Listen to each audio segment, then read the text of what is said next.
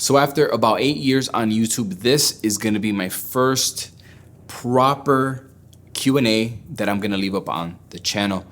On Instagram, if you guys are not following me there, check me out there. I post a lot of my work and stuff like this. I put a poll and you guys asked some pretty good questions for a Q&A. So let's just jump right into it, because put your AirPods in. You guys asked some pretty good questions. I'm probably gonna rant for a lot of these, because, okay. First question is from Harrogate Photographer. You've talked about being an introvert.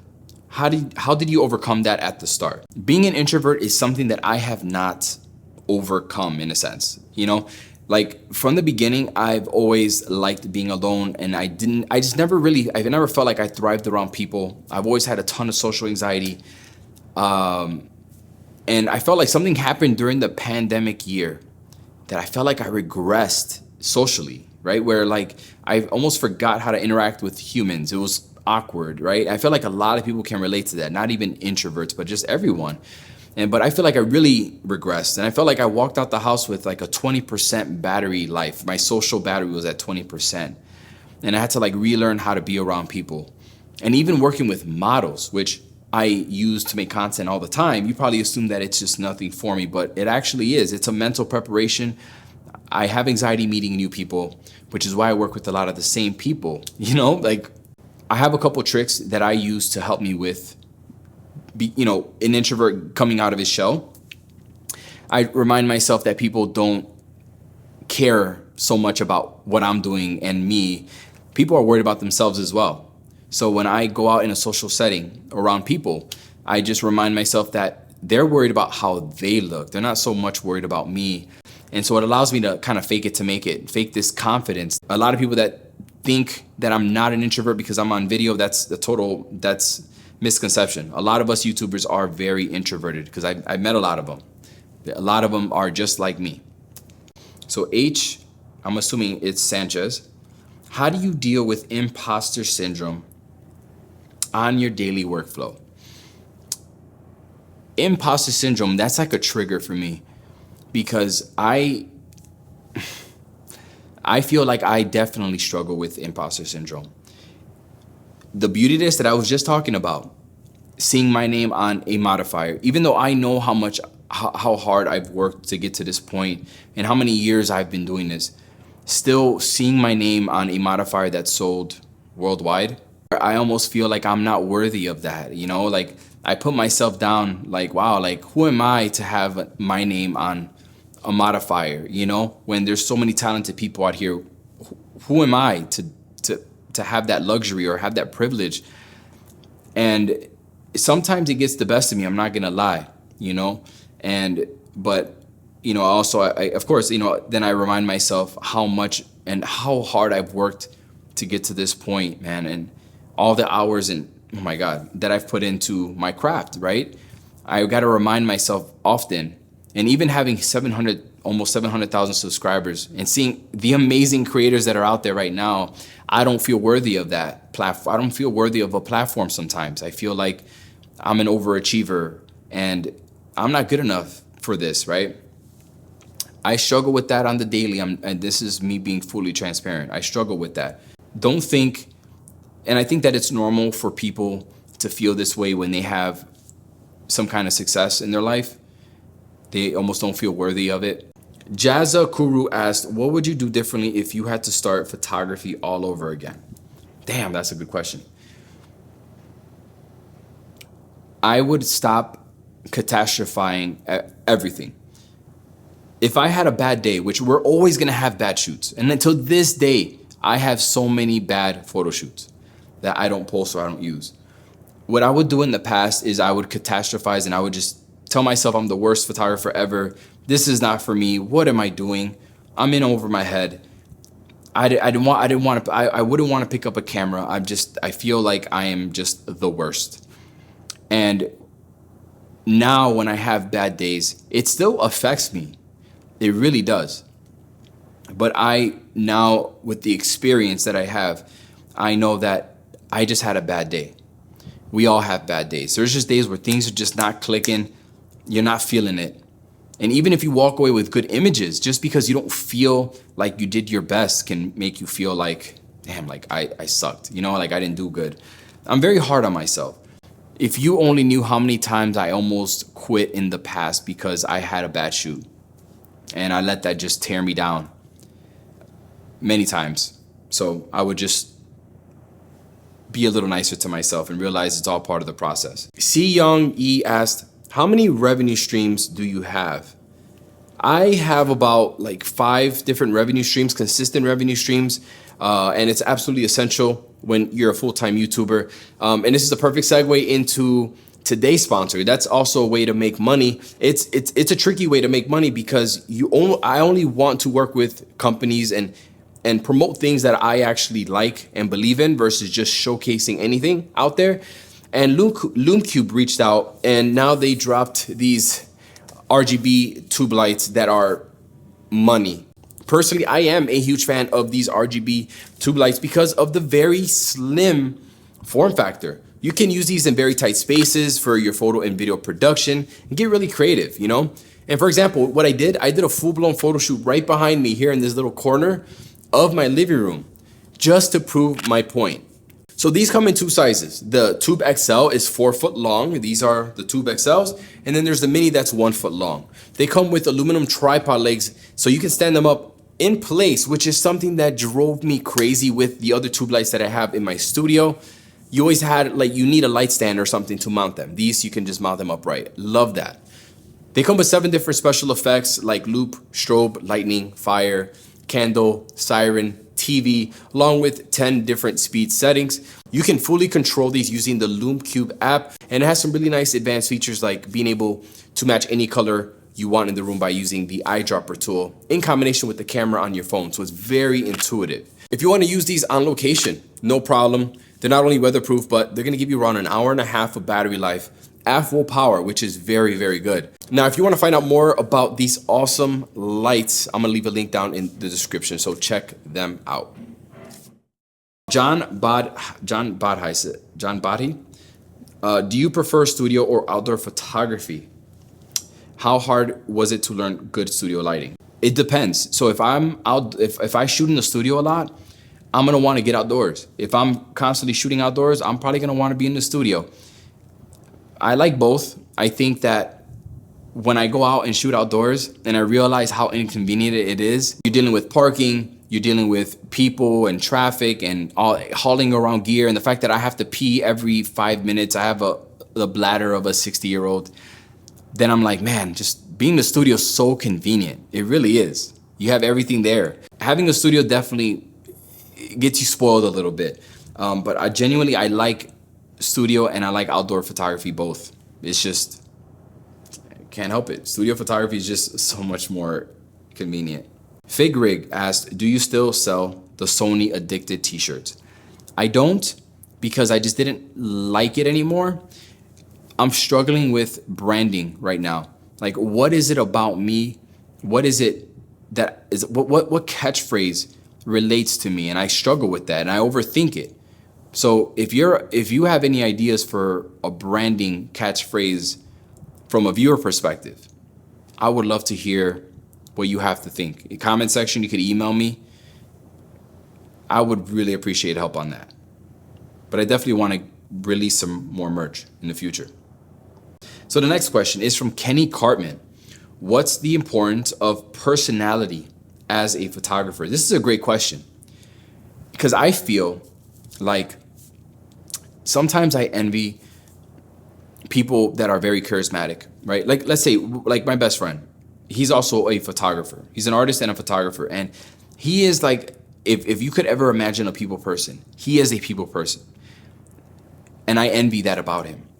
He has a way with people that I don't have. And I still, to this day, I still struggle with making people feel comfortable in front of the camera and making those connections. Doesn't mean that I can't be successful. But I do feel like it does matter to a certain extent because you are working with people, but you don't need it. You don't need it. You need little tips and tricks, little things that you can develop over time to make someone feel and gain a little connection with them so that you kind of break the ice a little bit, that's all you really need. You don't need to be super charming and super charismatic. But yeah, so short answer is I think that it matters, but it doesn't determine your overall success. FMG Images asked, anything new and exciting that you're working on? This is a great time to tell you that behind the scenes, I am working on my own little education platform because doing education stuff on YouTube isn't always the most beneficial. It's a lot of work, and it's not always the biggest payoff in terms of engagement and views and stuff like that. Unfortunately, I have to play the YouTube game just like everyone else. And I think that I do have a lot to offer. I think that having a separate platform where I can just focus on that is going to be beneficial. So I am working on that. So stay tuned for something, for an announcement in a couple months, probably. It's a lot of work. It's so much more work than I thought it would be, like, honestly. But that's something that I'm working on. So JDF Photos, would an A7R II be a good choice for portrait photography? Oh, so now we're getting to the camera questions. Yes. A7R II, I still think the A7R III, if I could do it all over and just go from scratch, I'm going with the A7R III as my primary photo camera for the money. I think that the A7R III is that perfect sweet spot in image quality. When compared to the newer stuff, image quality hasn't really progressed over the years that much. A7R III still has that latest tech, BSI sensor, 40 something megapixels, just top quality images, right? That it can compete with any other camera out there right now. But it also has, image stabilization built in. It has all the newer features like eye autofocus and better eye autofocus than the A7R II in continuous. I think it's a small, lightweight body, bigger battery. I think the A7R III is probably the sweet spot for photographers. That's the camera that I would get if I was starting all over with the budget. Marco Nikolic Photography. What is your best focal length, no matter which manufacturer? My best focal length is 85 millimeter. I used to be a huge fan of 135. I feel like it gives you more of a 3D look, but the distance to the subject is just not ideal. And even when you're shooting videos, you're too far away from the person. It's not a good place, a good position to teach photography and do my BTS stuff. 85 is that sweet spot. 85, you're not getting any distortion. You're at a good distance from the person, and you're getting 85 for sure. And most 85, they have them in 1.2s. 1.4s are pretty small. I just think 85 is that sweet spot for me, at least. Michelle asked, how do you find clients' models when starting out with portrait photography? I find most of my models on Instagram. I don't work with agencies. I just feel like it can get kind of complicated. Mostly I use Instagram hashtags like Chicago Model to find new people. GM Photography asked, what is your favorite Sony Sigma and Tamron glass for Sony EMO? My favorite Sony glass is the 35 1.4 or the 50 1.2. My favorite Sigma glass is surely the 85 1.4. That's my go-to 85 for Sony. And Tamron glass is the 17 to 28 f 2.8. That is my go-to ultra wide lens. Corona Cuervo asked, what is your favorite prime and zoom lens? Any brand.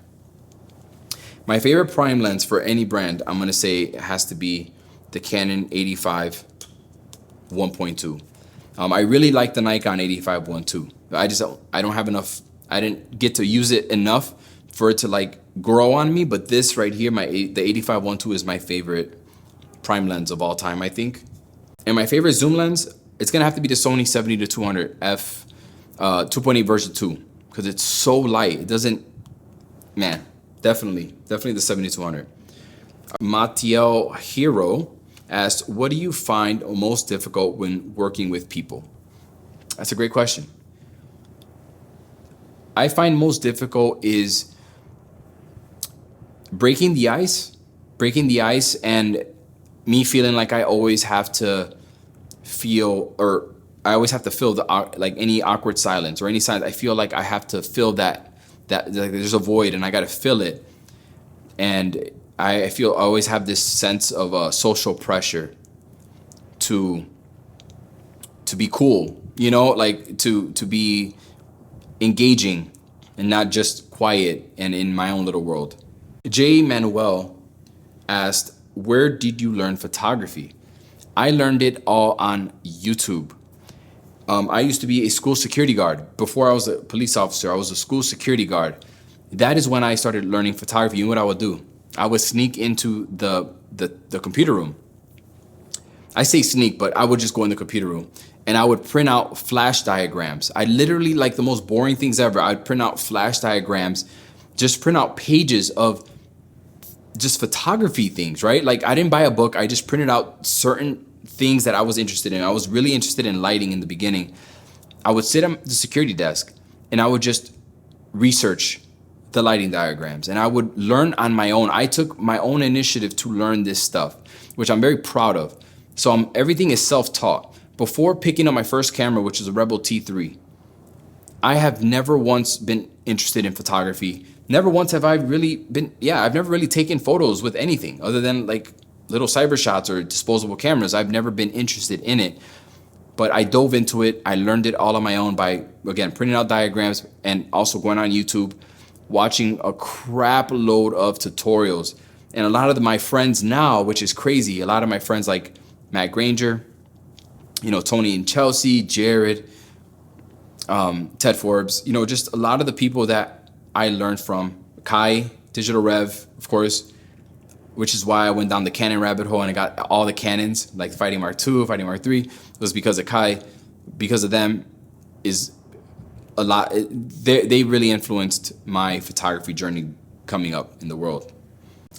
All right, JG Photographs said, should a photographer get a studio membership? And I'm assuming getting a lease, renting a studio out, you know, if he or she wants to master lighting. I think that you don't need a studio, but I'll tell you what, before I got a studio, I was intimidated by studio lighting. I really was. I was good with my one light outdoor stuff. Going into studio, I felt very intimidated. Being in the studio and having a dedicated space where I have enough room to move my lights around and stuff like that, it really helped me become I'm gonna be nice to myself. I'm gonna label myself. I feel like I have gotten pretty good at studio photography and with lighting. I still have off days, but really, really just gaining that experience in the studio and constantly learning, I feel like I've gained a lot of knowledge, which is why I want to start my education platform, because I feel like I do have a lot of value to give. But yeah, being a studio photographer having a studio definitely helps, but you don't absolutely need one.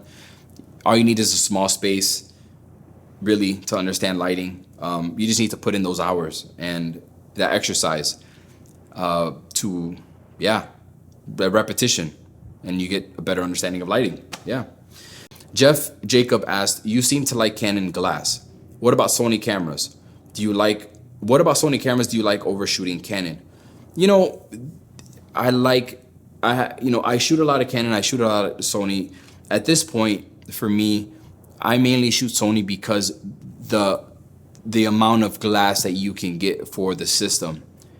And again, it just goes, it's the amount of glass that I can get for the system. Canon has some great glass.